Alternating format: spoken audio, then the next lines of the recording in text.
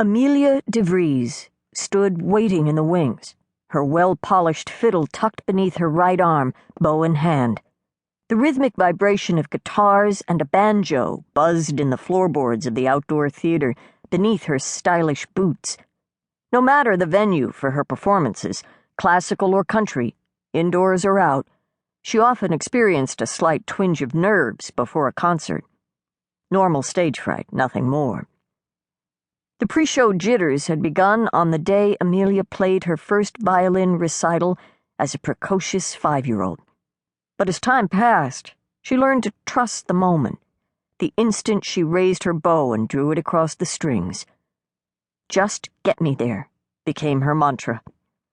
Tonight, she was the guest fiddler for a small country band, one of the warm-up gigs to Tim McGraw's featured concert, this sultry mid-July evening at the Mann Center in Philadelphia's West Fairmount Park, and she had an impressive performance planned. The tall, blonde master of ceremonies, Ricky Jean, brushed past her to make his way to center stage, wearing a black tux and blue shirt. He's fired up, she thought, remembering the first time she'd met him a year ago at a fiddle fest in Connecticut. Unknown to Byron, her longtime boyfriend back home in Columbus, Ohio, or to her father, a former violinist himself, stricken with early-onset Parkinson's disease. Ricky Jean cast his winning smile like a fishing line to the crowd. "It's Thursday night at the Mann!"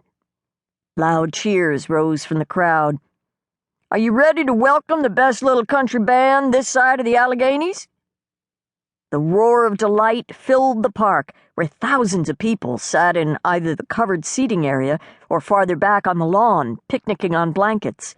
The smell of popcorn and honeysuckle hung in the humid air.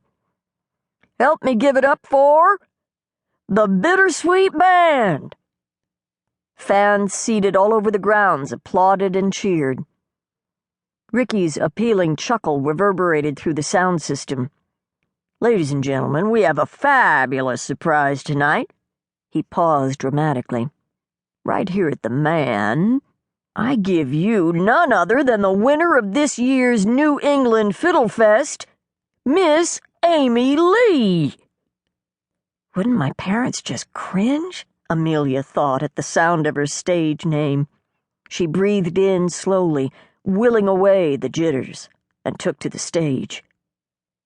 "And it's showtime," Ricky announced, promptly making his exit. Amelia planted her russet boots center stage and curtsied in her flowing vintage dress. More deafening applause. Though still anxious, she was eager to play her heart out in this well-known open-air setting. Quickly, she brought up her fiddle and cradled it under her chin. Bow ready. Almost there. And then it began to happen. Always an indescribable something transpired the instant her bow touched the strings. Oh, the glory, the sheer magic of connecting this way with a receptive audience. She felt at one with the band, the stage, and her adoring fans. All the years of performing for a crowd converged in that moment. Despite the venue, deep inside she was the same petite virtuoso darling her father had groomed for solo work on the concert stage. Beginning her instruction at age 4, he had meticulously taught her using the Galamian method, following in his own footsteps. Within 4 years, Amelia had auditioned at the Oberlin Conservatory in Oberlin, Ohio, where she began preparatory study with master teacher Dorothea Malloy. From then on, Amelia and her doting parents made weekly commutes on weekends. In an attempt to give their little girl a normal life, apart from her recognition and celebrity, Amelia's mother planned for her to live at home while attending the best private schools. So Amelia kept busy with homework and exams and all the typical school-related activities, while her father filled her leisure hours with practicing scales, arpeggios, thirds, and octaves. Only rarely had she missed a day of practice. Between lessons in Oberlin, young Amelia played in professional